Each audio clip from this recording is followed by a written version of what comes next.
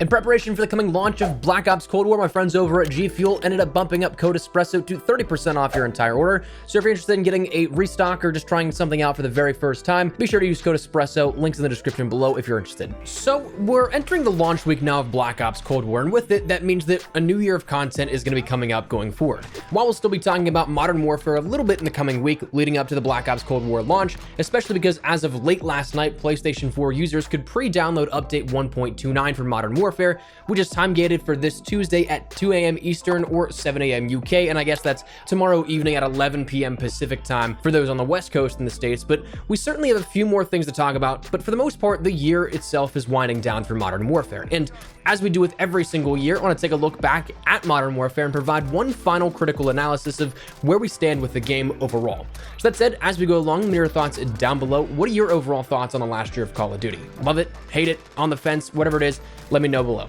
As well, if you are new to the channel, do be sure that subscribe button as we're on that road to 400,000 subscribers, and with Cold War launching this week, we'll keep you up to date with any and all things you need to know in regards to Black Ops Cold War, Warzone, and Modern Warfare where applicable. If you'd like to join the community, I'd love to have you. And finally, if you'd like to support the channel a little further, like Norbert, Tim, Tucker, Morgan, Vigor, and Samantha already have, you can use code Espresso in the Modern Warfare shop if any items pique your interest. Totally optional, but if you do, feel free to tweet me a picture. I'd love to shout out your generous support. But anyways, let's talk about this year of Modern Warfare.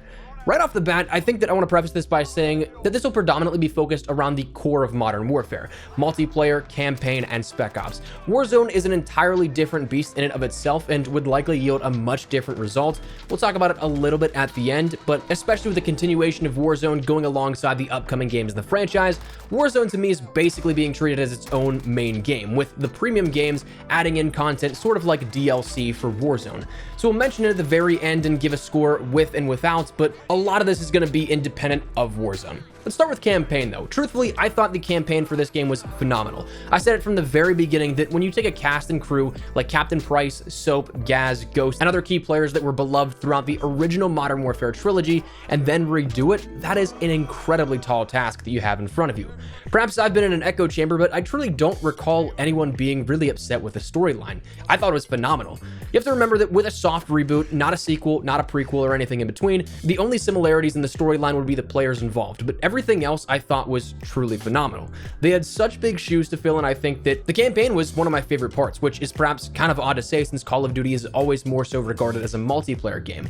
I'll still get the urge to go back and play it again, even after having played it a few times already. And don't get me started about the ending there. That meeting with Laswell and Price and the simple ending lines of Price's name for the task force 141, that was so perfectly edited with that ending score and that build up, that cut. I loved it. But I thought it was phenomenally done, and for being recast, I truly think that Barry Sloan killed it as Price, where Billy Murray couldn't reprise his role. Narratively though, I also love that we continued the story into other aspects of the game as well, sequentially and largely in Spec Ops, but more so transferring to Warzone. But there's a few elements also that carry on the narrative weight in Modern Warfare's multiplayer, but not so much like in recent games of Black Ops 3 and Black Ops 4, where there's true storyline behind that.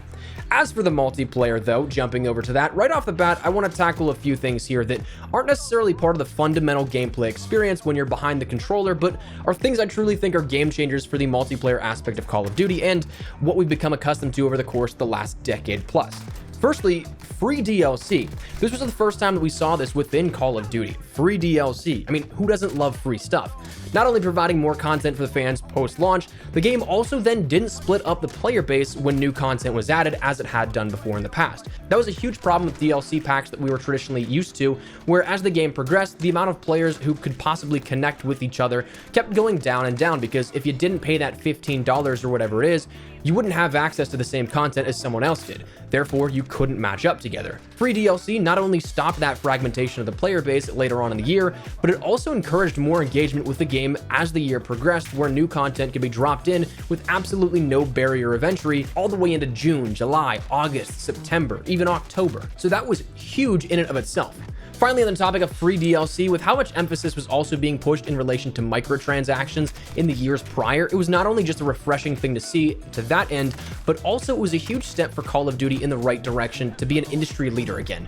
If you ask me, Call of Duty's previous prime years, Modern Warfare, COD 4, to Black Ops 2, they took risks. They did things that no one else really did, and that was what I think set them apart from the competition.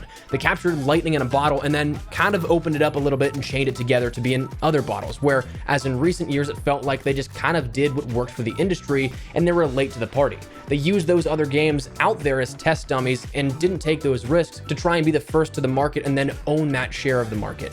So seeing the leap of letting go of the MTX system that really was kind of predatory and then jumping to the right direction was huge right off the bat. Crossplay and progression, I think, was absolutely phenomenal, in my opinion. Console wars are absolutely ridiculous, and I love the fact that now, regardless of whatever platform you are playing on, you can play with your friends.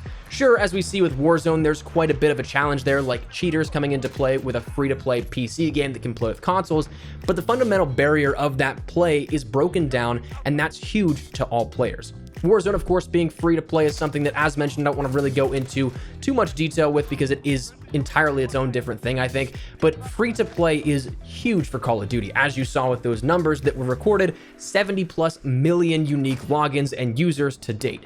That's huge, especially given the fact that the best-selling Call of Duties to date before Modern Warfare were only to the count of 30 million, and that's over the course of almost a decade. But talking about some stuff like actually behind the controller now, things you can interact with, one of the big things that I was kind of wary about within Modern Warfare's multiplayer throughout the past couple of months is that, admittedly, across 2v2, 6v6, 10v10, and ground war, we do have a lot of play, but as we see those broken down into various different categories for those player numbers, it fragmented the playable nature of a lot of them, dividing them in a few different ways.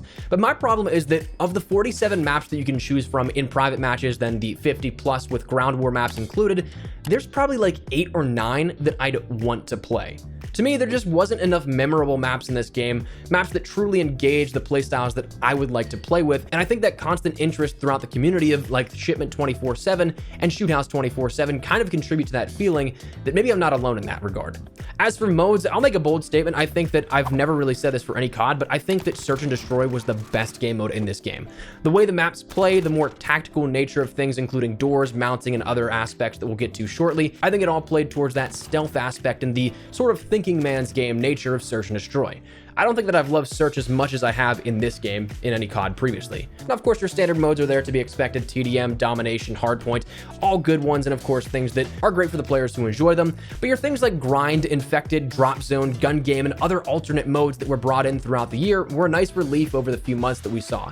So I was actually a pretty big fan of some of the modes that we got to see throughout the year. For some fundamentals of play, the minimap is one that's come kind of a long way. If you remember back to the reveal, and even before that, I couldn't talk about it at the reveal last year, but we were under heavy NDA because back in March of last year, when we first learned that Modern Warfare was going to be the title, we had a little hands-on time with multiplayer at a press briefing in LA.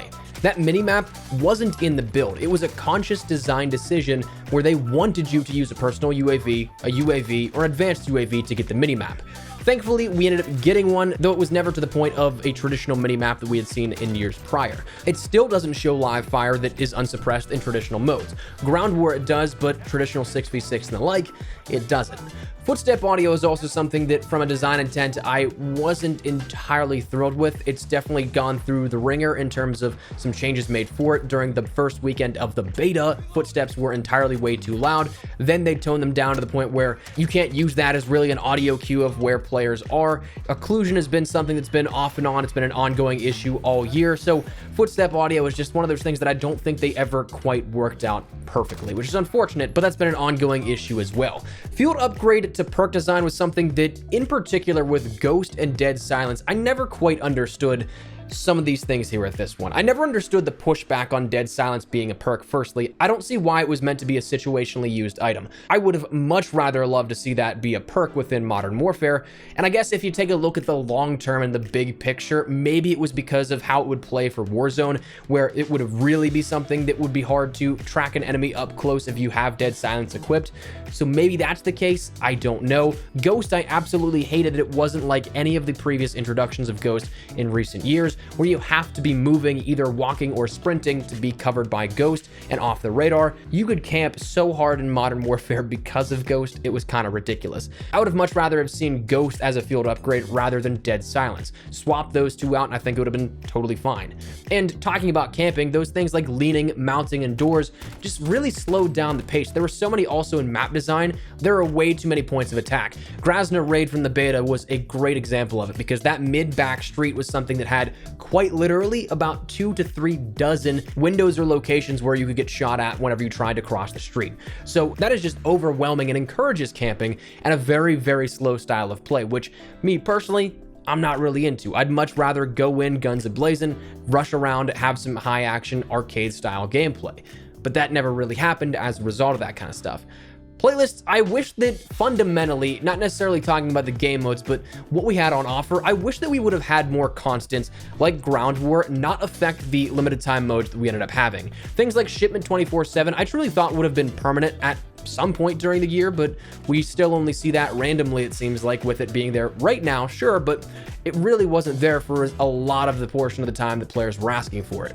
Lobby disbanding, in terms of those playlists and talking about the matchmaking itself, lobby disbanding was unfortunate because it would refresh your connection every single game. It would be something that you couldn't really have a social aspect of gaming like you could in the past. I know that I made a few friends way back in the day just from simply game chat. You couldn't do that within this because you have no chance of playing with players again and again and again.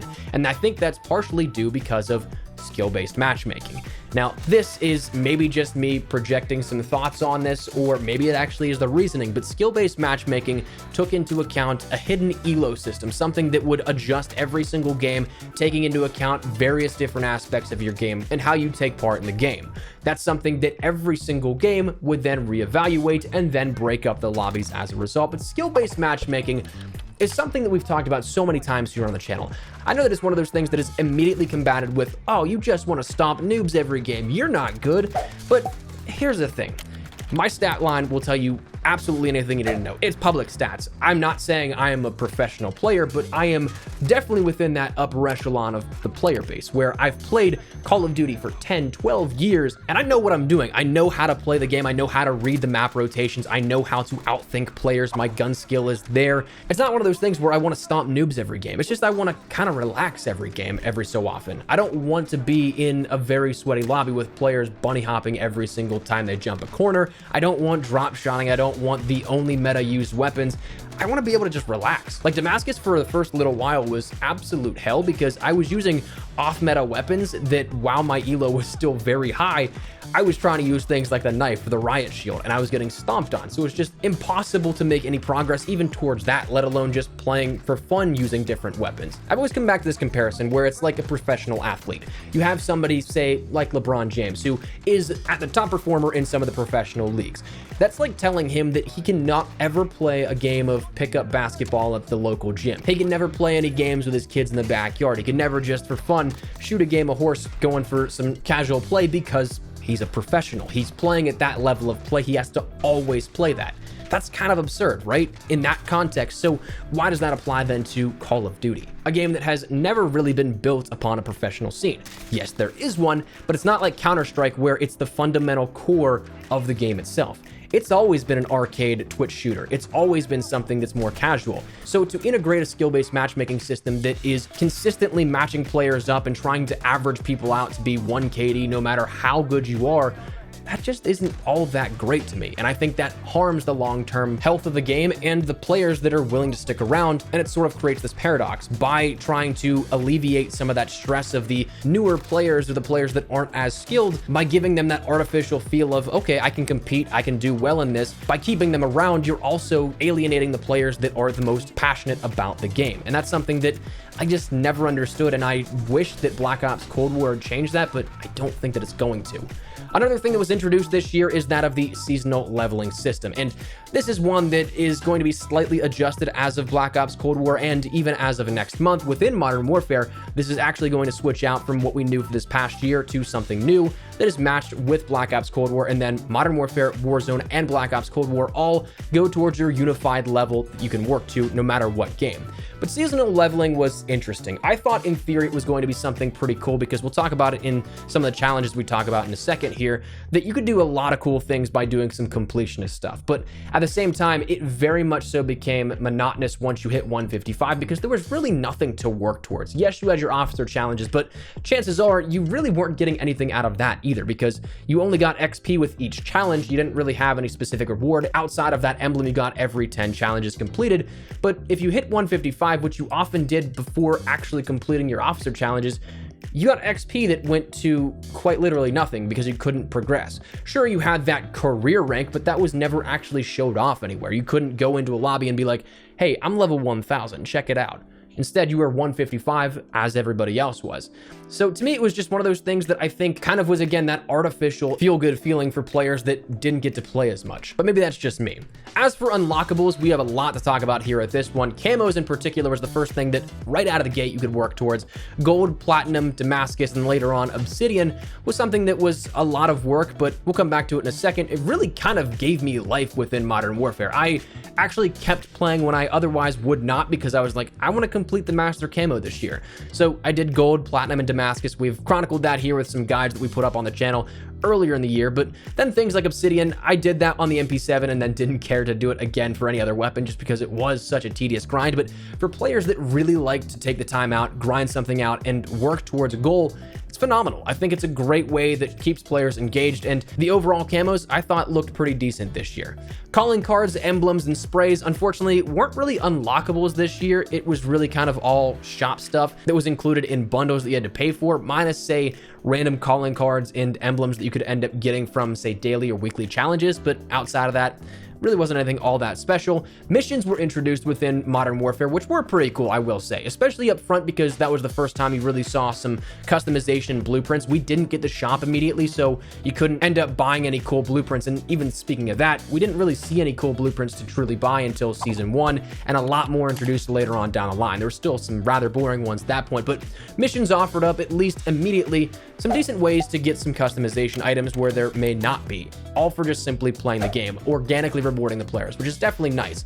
Mastery challenges introduced later on in the year were definitely cool, but again, I don't really think they offered a whole ton in comparison to what you may see is worth it for those challenges. They were definitely very grindy challenges that went along with each individual weapon, and the only one that would really, I think, show off like, hey, this is really cool, is the one where you had to complete all the mastery challenges for every weapon. And let's be honest, I don't think a lot of people are going to care to do that. So I kind of wish that you would get an exclusive blueprint by completing mastery for a weapon. I thought that would be really cool, but we only saw emblems and calling cards associated with that one.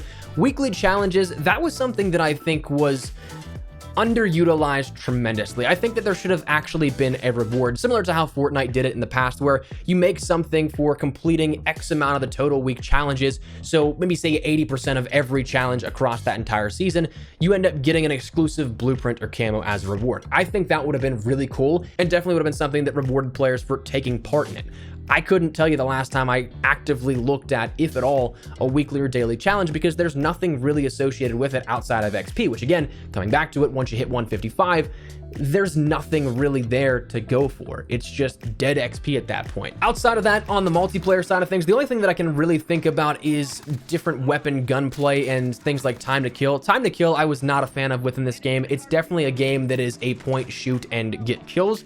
It doesn't really give you much time to react. If you end up getting shot once or even twice, you're basically dead and out of that gunfight. Whereas, say, like Black Ops 4, you could take a shot or two, completely turn on a player, and if you had the better gun skill, you could end up winning that gunfight despite even being shot at first. That was something that I just felt like, again, encouraged kind of that camping because it was so quick. It was something that didn't offer any sort of return fire ability. So in that regard, it kind of just frustrated me as a player that liked to have the mobile aspects where I'd die immediately because somebody watched me cross the street, coming back to that example. Weaponry, though, it was definitely nice to see a lot of the classics from the Modern Warfare series return in one way, shape, or form. So definitely the weaponry on offer, I was a big fan of for sure.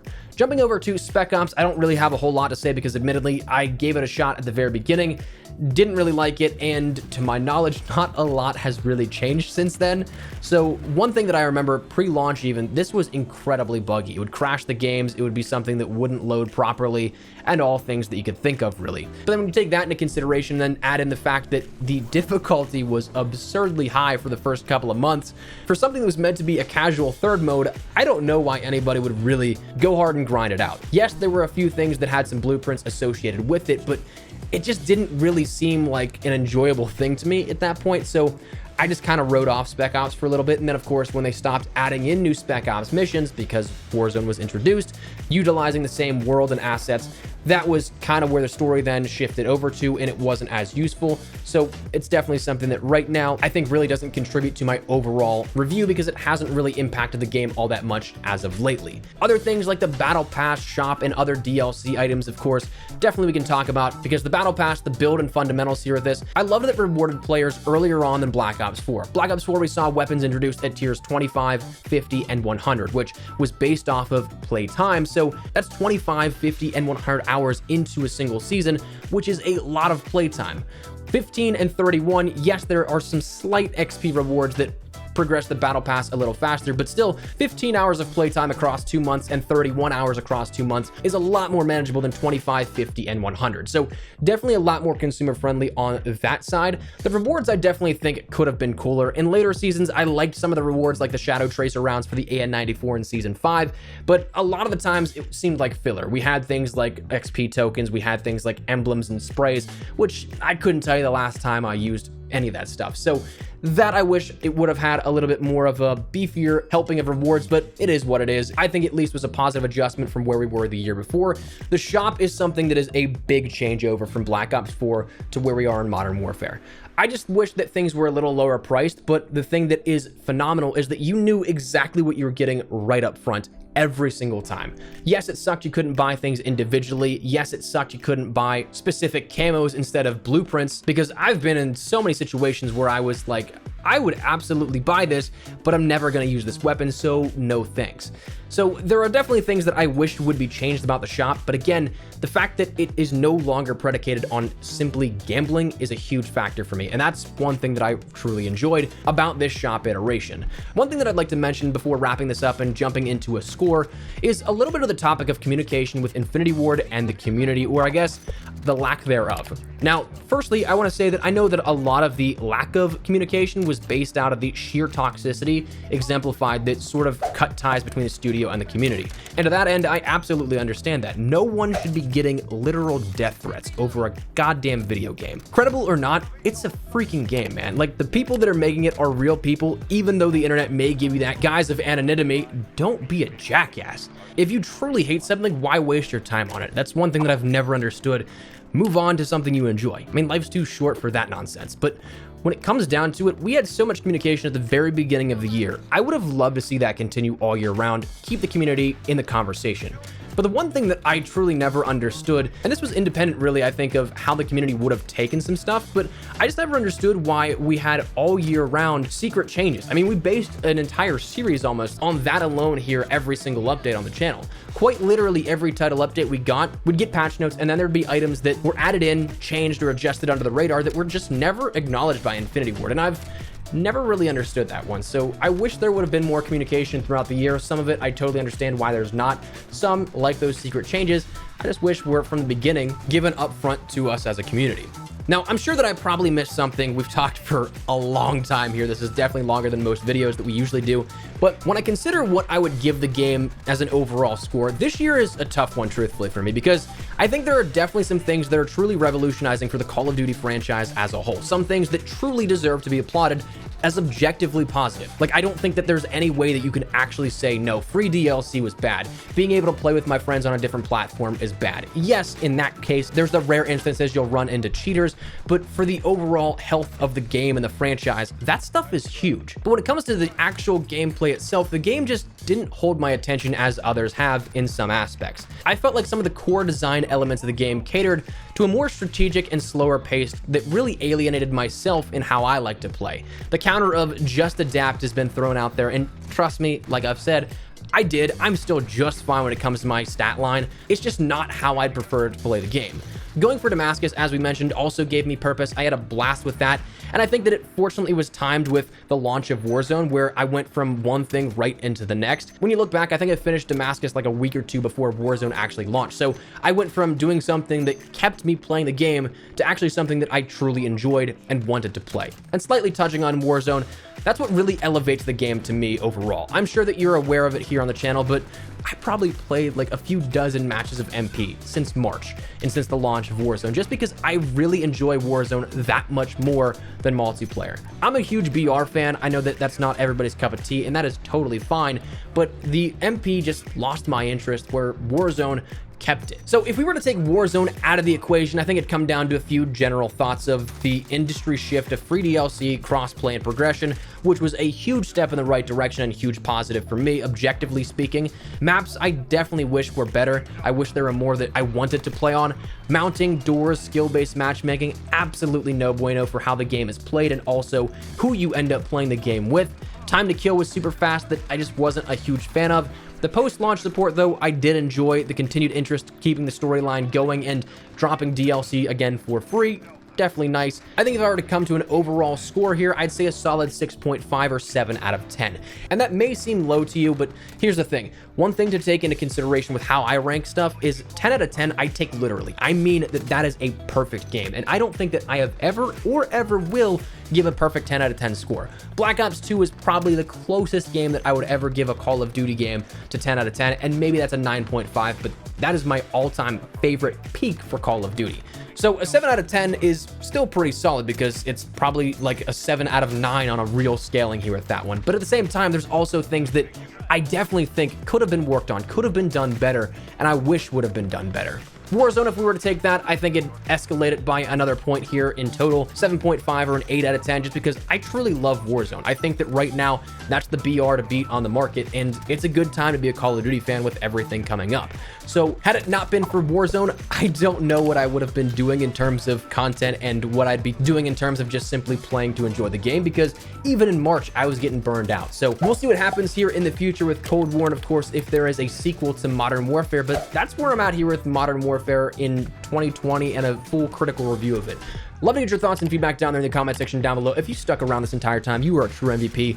Holy crap, this is a long video. I'm so sorry. I just had so much to talk about. But anyways, that's where we're going to wrap it up. I would love to get your thoughts and feedback. If you enjoyed the video, make sure you drop a like down below. And of course, if you aren't new to the channel, make sure you guys subscribe so you don't miss a single thing. We're getting all things Modern Warfare, Warzone, and of course, Black Ops Cold War as we round into the launch week here for that. If you're interested in any of it, hit the subscribe button. If you also want to follow me over on Twitter and Instagram, those are the best places to get connected outside of YouTube. Practically live on both those. If you guys want to check up a conversation, ask me a question, whatever it may be, that link is down there in the description below.